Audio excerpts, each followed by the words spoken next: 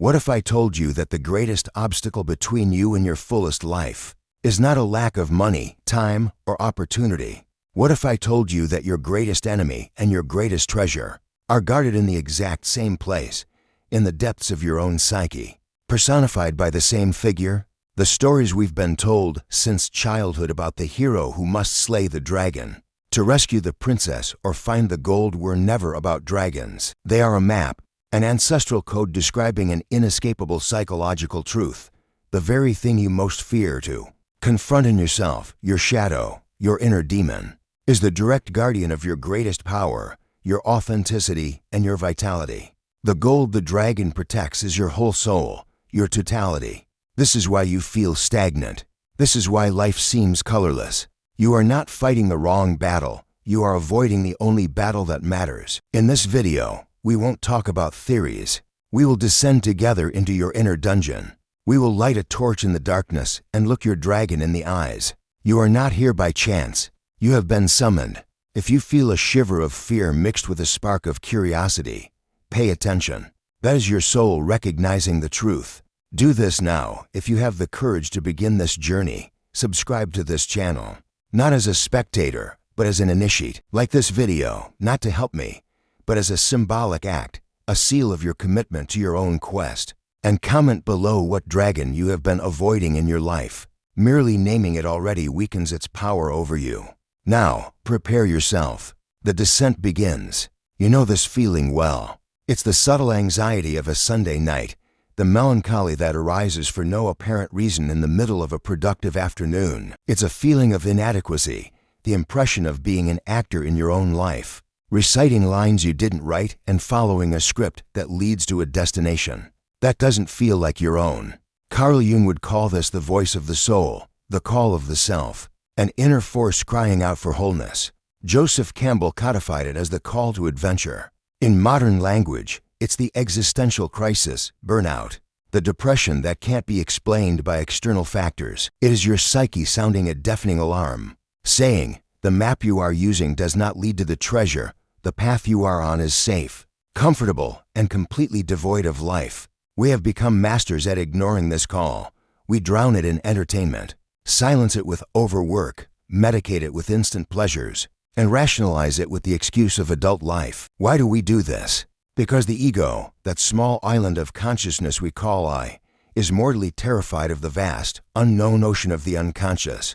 To answer the call means admitting that we are not in control. It means leaving the safety of the known harbor to navigate waters that are not on the maps. It means the death of the person you pretend to be so that the person you truly are can be born.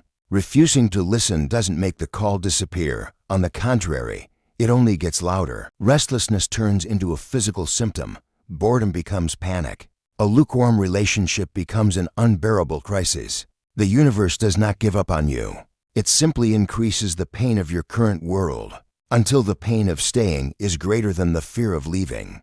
This restlessness you feel is not your enemy. It is your most loyal ally, the compass pointing to your soul's true north, to the beginning of the only journey that truly matters. The question was never if the call would come, but how long you will have the courage to let the call go unanswered. To navigate this unknown territory, you need a map. Fortunately, it already exists, imprinted on the fabric of the human psyche. Jung called it the collective unconscious, a repository of experiences and symbols shared by all of humanity. Within this psychic ocean live the archetypes, primordial structures, internal characters that act in your life, whether you know it or not. They are the gods and monsters of ancient myths, living not on Olympus or in hell, but within you. The first we must recognize is the hero. This is not the invulnerable Superman, but the part of you that yearns for competence, growth, and meaning.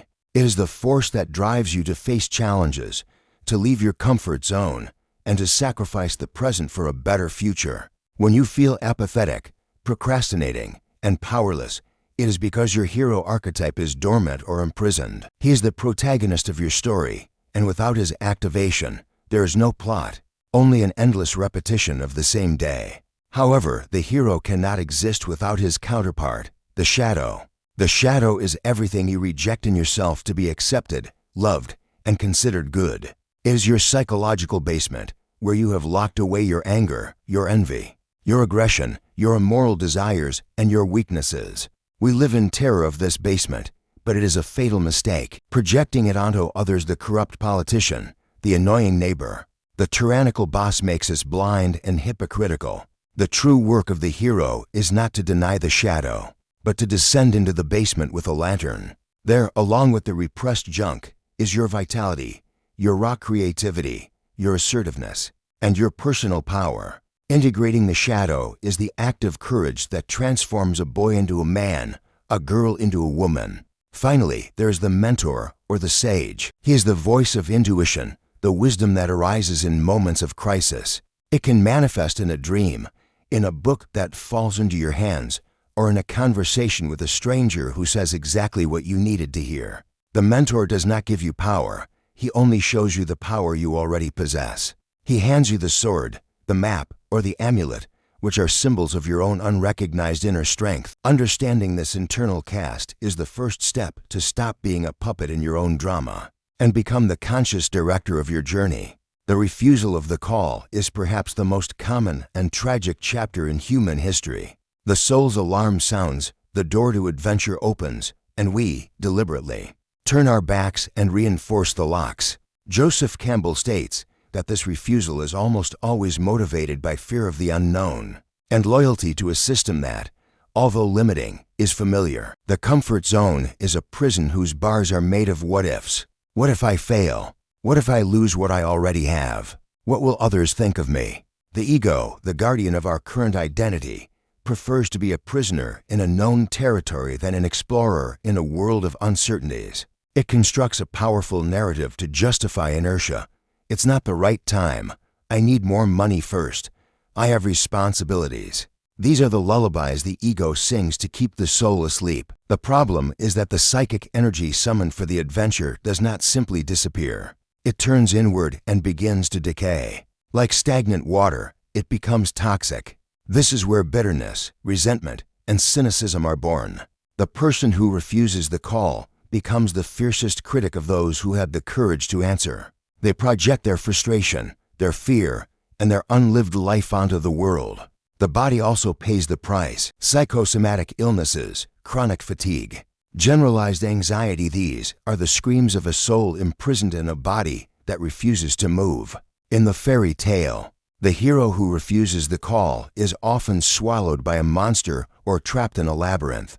A perfect metaphor for what happens psychologically. You become a prisoner of your own routine, swallowed by the banality of the life you built to protect yourself. Safety reveals itself as the most dangerous trap of all. And the most ironic part is that, by trying to avoid the risk of the journey, you condemn yourself to a much greater danger, the risk of reaching the end of your life, and realizing that you never truly lived. The refusal is not a single decision, it is a daily choice. Every morning, the door opens again. With every moment of hesitation, the call echoes. The choice, always, remains yours. The moment the hero finally accepts the call, even reluctantly, a mysterious force seems to conspire in his favor. Campbell calls this supernatural aid. Jung described it scientifically as synchronicity, the principle of a causal connections.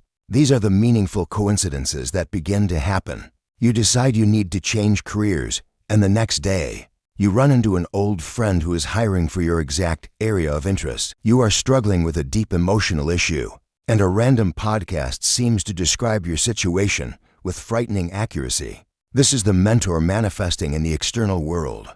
The universe isn't being kind. Your psyche is now tuned to perceive the signs that were always there. You are projecting your sage archetype onto the world, and the world is responding.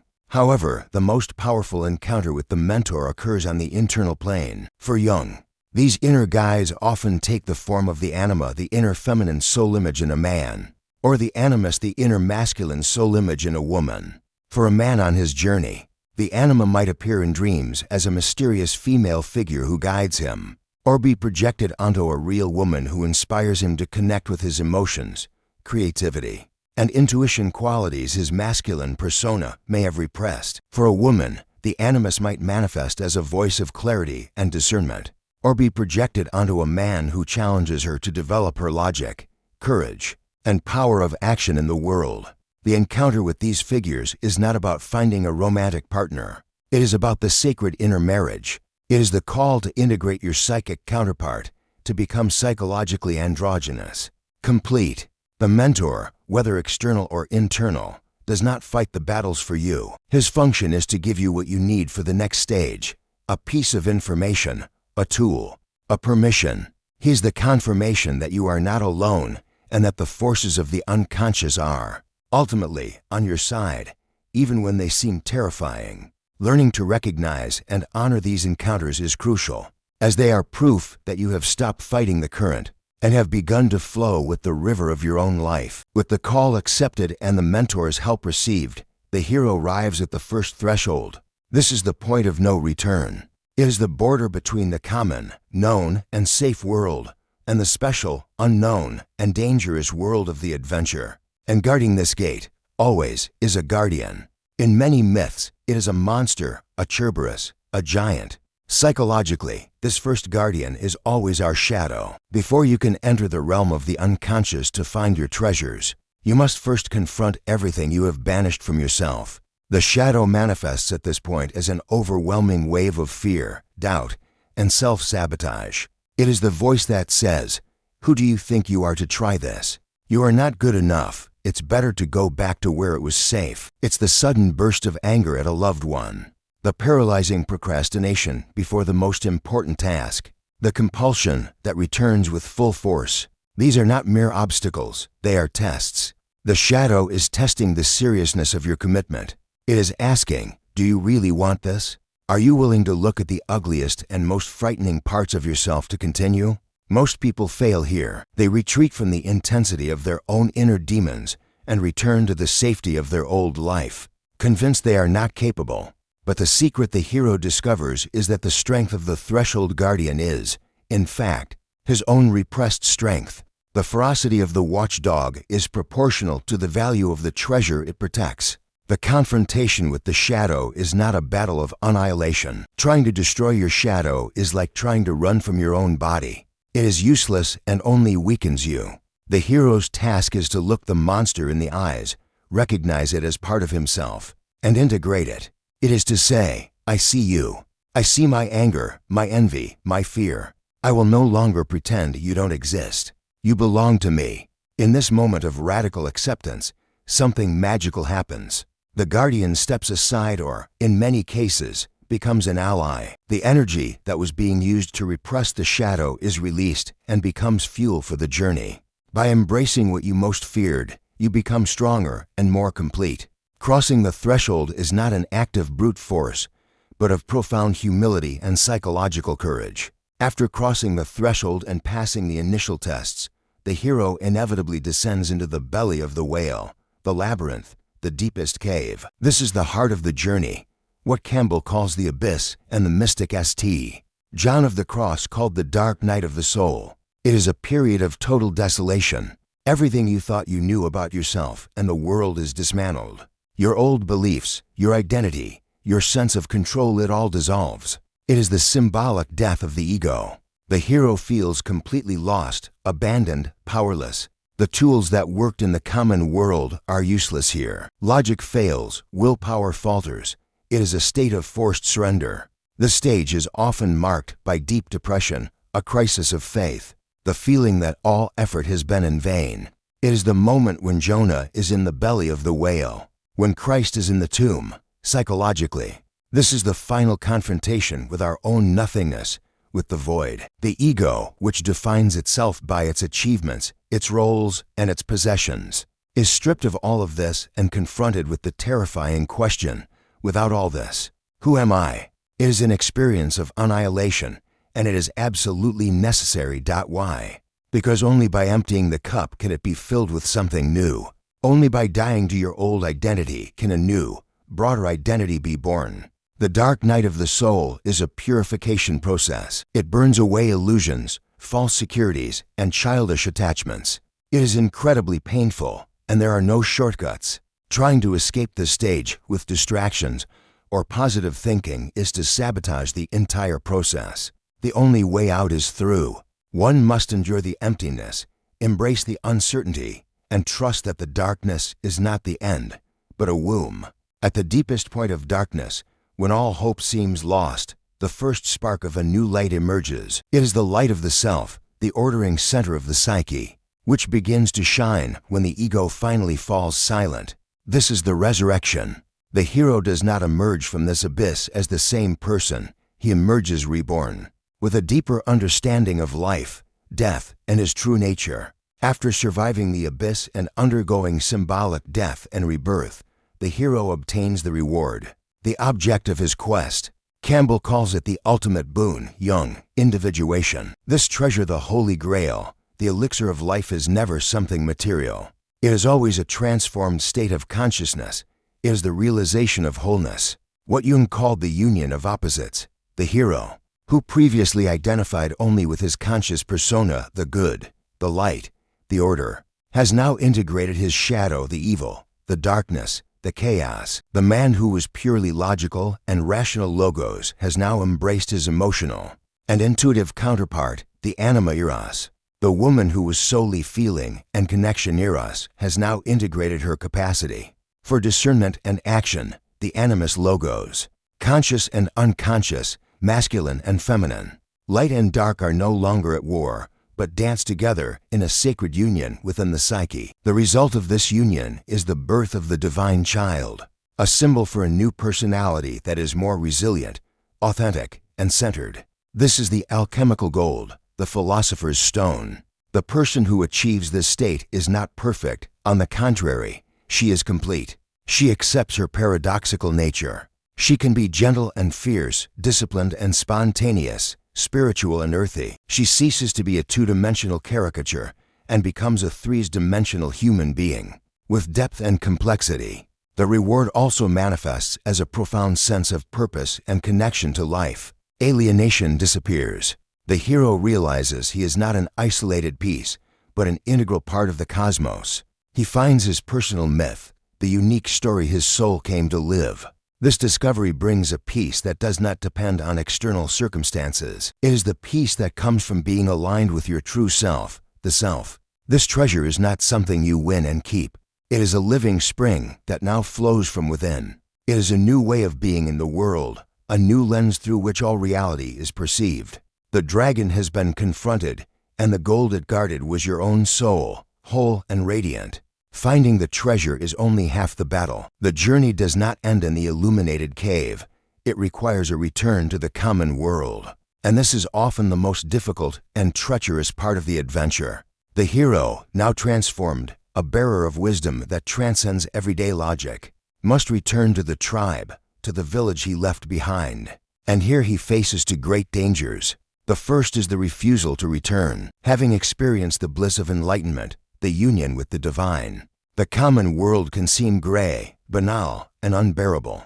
The hero may be tempted to remain in his monastery, in his cave, forever. This is a spiritual dead end, a subtle selfishness. The gift he received was not just for him, it was meant to be shared with the community. The second danger, and more common, is the difficulty of translating the experience. How do you explain colors to a blind person? How do you describe the vastness of the ocean to someone who has only known a well? The hero returns speaking a new language, the language of symbols and paradoxes, but the common world only understands the literal language. His revelations may be met with disbelief, ridicule, or even hostility. He may be seen as mad, arrogant, or dangerous, as his new consciousness challenges the status quo and the comfortable beliefs of the tribe. Psychologically, this is the challenge of integrating the insights from the unconscious into practical life. It's great to have a revelation about your shadow in meditation. But how do you deal with your annoying boss on Monday morning using this new wisdom? How do you transform the union of your animus into a more conscious and loving relationship? This is the real work. It is the alchemy of turning spiritual gold into the currency of daily life. The road back requires patience, humility, and a skill for translation. The hero must learn to live his truth without preaching it, to embody his wisdom in his actions, not just his words. He must build a bridge between the two worlds, the inner and the outer, so that the wisdom of the abyss can nourish and heal the barren land of the surface. The hero who successfully completes the road back reaches the final stage of the journey. He becomes the master of two worlds. This is the individual who has learned to live comfortably in both the everyday world, with its practical and social demands, and the inner world, with its symbolic and spiritual depths. He no longer needs to flee from society to find his soul, nor abandon his soul to function in society. He manages to keep a foot in each canoe, living at the intersection of the finite and the infinite, the temporal and the eternal. This mastery manifests as a radical freedom. The master of two worlds is no longer a slave to the opinions of others, for his validation comes from within, from his center, the self. He is no longer reactive to the ups and downs of life, as he understands that everything is part of a larger pattern. He can see the myth behind mundane reality and mundane reality as the perfect arena to live out his myth. This state is the culmination of what Jung called the individuation process. Individuation is not individualism. It is not becoming selfish or eccentric. It is the process of becoming who you truly are in your unique and indivisible totality. It is the realization of your innate potential, the actualization of the blueprint your soul brought into this life. The individuated person is not perfect or without problems. She still feels pain, anger, and sadness. The difference is that she no longer identifies with these states. She experiences them as weather passing through the sky, but she knows that she is the sky, vast and unchanging. She lives her personal myth. Her life ceases to be a series of accidents and becomes a story with meaning, a plot that she is consciously co-creating with destiny. Every decision, every relationship, every challenge is seen as an important chapter in this sacred narrative. This is the true purpose of the hero's journey. Not just to overcome an external challenge, but to become the conscious author of your own life, living with purpose, authenticity, and a deep sense of peace, no matter what storms may arise on the horizon. And here, at the apparent end, we discover the deepest and most liberating truth of all. The circle never closes. The hero's journey is not a straight line with a beginning and an end. It is a spiral. Having become the master of two worlds, the hero discovers that a new call is already echoing on the horizon. A new restlessness arises, inviting him to an even deeper journey, to a new level of consciousness. Life, when lived authentically, is a continuous process of death and rebirth. The personality you achieved at the end of one journey becomes the comfort zone that needs to be transcended in the next. The treasure you found in one cave is merely the key to open the door to an even larger cave. The archetypes never stop challenging us. The shadow you integrated reveals deeper, more subtle layers. The animus you embraced invites you to an even more intimate union. The self, the center of the psyche, is like the universe itself constantly expanding. Realizing this is not a cause for despair, but for profound joy. It means that life will never become stagnant. There will always be new worlds to explore, new dragons to confront, and new treasures to discover within yourself. Each turn of the spiral makes us wiser, more compassionate, and more complete. The goal is not to reach a final destination called enlightenment or perfection. The goal is the journey itself, the dance, the continuous climb. The master of two worlds is not the one who has arrived, but the one who has fallen in love with the path. He understands that every end is a new beginning, and every rival is a new starting point. The hero's journey, therefore, is not a story you read. It is a way of life you adopt. It is the commitment to answer the call again and again, until your last breath, knowing that the greatest adventure is not what you find at the end of the road, but who you become while walking it.